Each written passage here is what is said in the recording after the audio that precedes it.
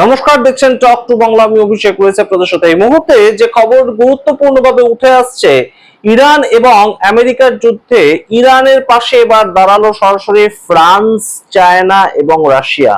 আপনারা জানেন আগেই চায়না এবং রাশিয়া ইরানের পাশে দাঁড়িয়েছিল প্রথম থেকেই, কিন্তু এই মুহূর্তে ফ্রান্সের যে একদম সরাসরি একদম প্রত্যাবর্তন বলা যেতে পারে, কিংবা ফ্রান্স যেভাবে ইরানের পাশে দাঁড়ালো, সেটা কিন্তু একটা গুরুতর মুভমেন্ট। এবং আমেরিকা এবং ইসরায়েল যে সম্পূর্ণ একা এই যুদ্ধে এই মুহূর্তে দাঁড়িয়ে, সেটা কিন্তু আরো একবার প্রমাণিত। আপনাদের সমস্ত বিষয়টা বললেই আপনারা বুঝতে পারবেন যে গালফ কান্ট্রিগুলো এই মুহূর্তে চেয়েছিল যে স্ট্রেট অফ হরমুজ সেটাকে যেন মিলিটারি নামিয়ে একদম খোলানোর ব্যবস্থা করানো যায়। সেই বিষয়টা কিন্তু এই মুহূর্তে একটা দাবি ছিল গালফ কান্ট্রিগুলোর ইউএন এর কাছে, কিন্তু সেই প্রস্তাবটা যেতেই, ইউএন এর সেই প্রস্তাবটা যেতেই একদম রে রে করে ওঠে মূল তিনটে কান্ট্রি। তার মধ্যে যে তিনটে কান্ট্রি একদম অগ্রাধিকার পেয়ে ইউএন এর মধ্যে রয়েছে, সেই কান্ট্রিগুলো হচ্ছে রাশিয়া, চায়না এবং ফ্রান্স। এবং এই তিনটে কান্ট্রি সম্পূর্ণ ভেটো দেয় এই প্রস্তাবে যে কোনো মতেই স্ট্রেট অফ হরমুজ সেটাকে সম্পূর্ণ খুলে দেওয়ার জন্য মিলিটারি দিয়ে অ্যাটাক করা, এটা কোনো কাজের কথা হতে পারে না। এবং এই মুহূর্তে সামগ্রিক এই যুদ্ধটাকে নিয়ে প্রত্যেকটা দেশের যে আভ্যন্তরীণ পলিটিক্স, আন্তর্জাতিক পলিটিক্স, সেগুলো বদলাচ্ছে, প্রতি মুহূর্তে সেগুলো বদলাচ্ছে।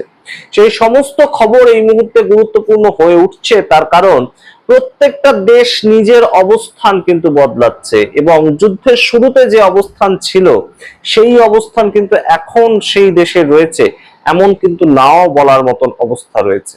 আপনাদের সঙ্গে পুরোটা রাখবো, আমরা অবশ্যই বিস্তারিত ব্যাখ্যা করব কি ঘটনা, সামগ্রিক পরিস্থিতি চলছে সারা পৃথিবী জুড়ে। এই যুদ্ধের পেছনে আরেকটা একদম শান্ত যুদ্ধ চলছে, সেই যুদ্ধটার কথা আপনাদেরকে একটু বলবো।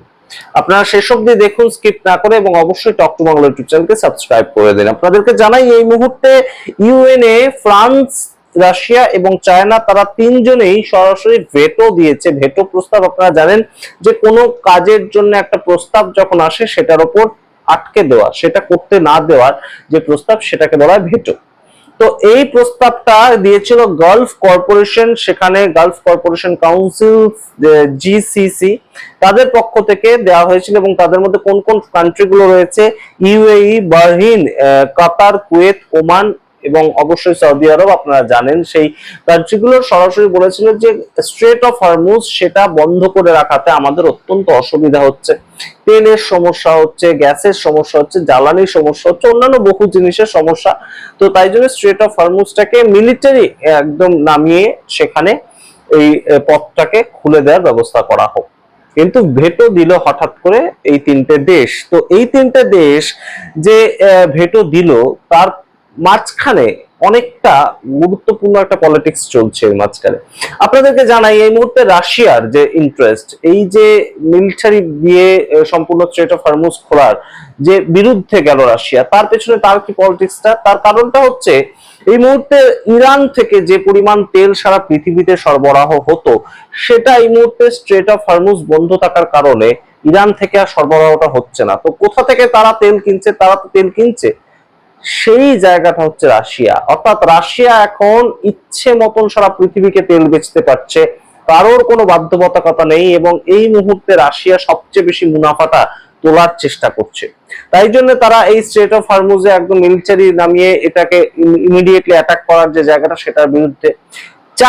চায়নার কি ইন্টারেস্ট? চায়নার ইন্টারেস্টটা হচ্ছে সবচেয়ে বেশি তেল যদি কোনো দেশ কেনে, সেটা হচ্ছে চায়না। এবং শুধু তাই নয়, ইরানের ওপর সবচেয়ে বেশি ইনভেস্ট করে রেখেছে চায়না।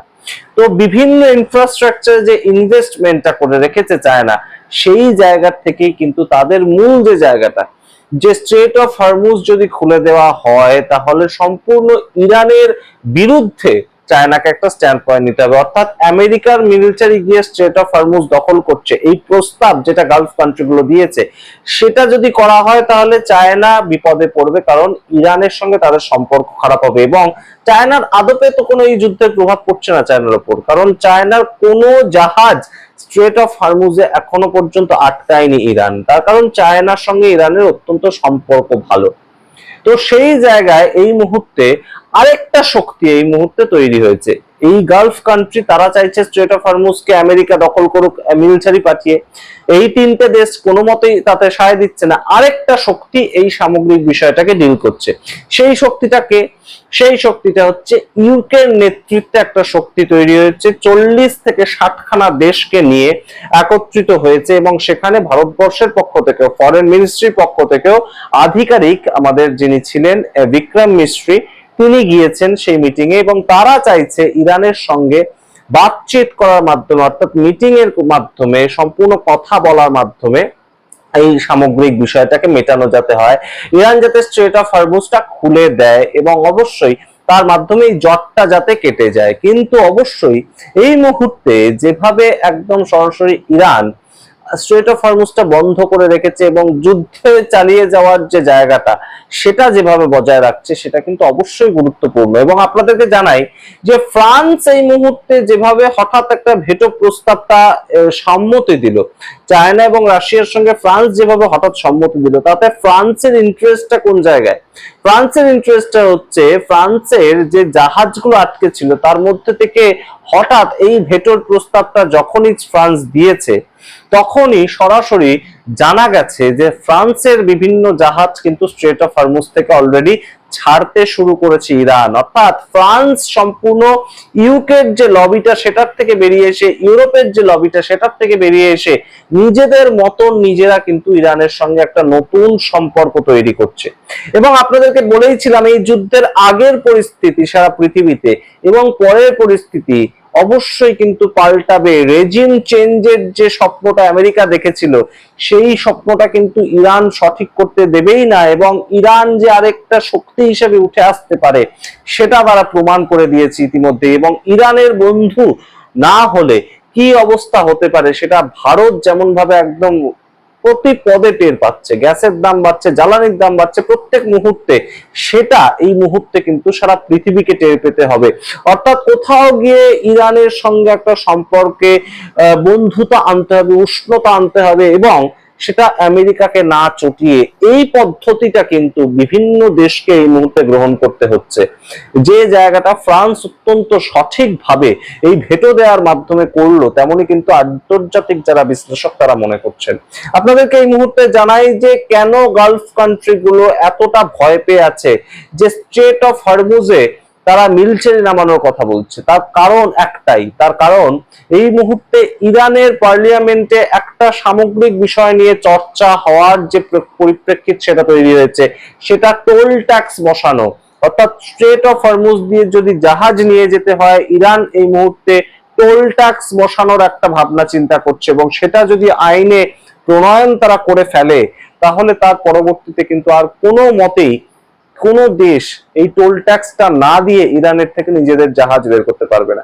সেই জায়গাটা কিন্তু একটা বড় সড়ো চাপ তৈরি হবে সারা পৃথিবীর জন্য, এবং সেখান থেকেই গালফ কান্ট্রি গুলো এই মুহূর্তে রীতিমতন ভয়ের একটা ছবি থেকে এই মুহূর্তে বলছে যে আমেরিকা যাতে মিলিটারি ইন্টারভেনশন করে এবং সরাসরি স্ট্রেট অফ হরমুজটাকে নিজেদের দখলে আনে, এবং স্ট্রেট অফ হরমুজ দিয়ে যাতে সারা পৃথিবীর জাহাজ সারা পৃথিবীতে ছড়িয়ে পড়ে।